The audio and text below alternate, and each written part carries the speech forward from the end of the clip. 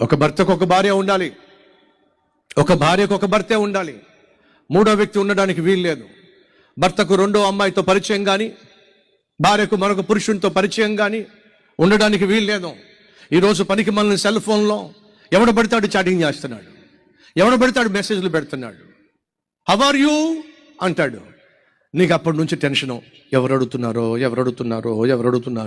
నీకు ఎందుకు చెప్పు, ఎవరో నువ్వు ఎలా ఉన్నావు అని అంటే నోరు మూసుకుంటొచ్చుగా.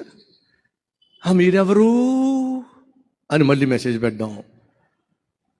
ఇక మొదలవుతుందండి. కొత్తగా పెళ్ళయిందండి, కాపురం కూలిపోయిందండి. మూడో వ్యక్తి ఉన్నాడా నీ జీవితంలో? పెళ్ళైనా సరే మూడో వ్యక్తి.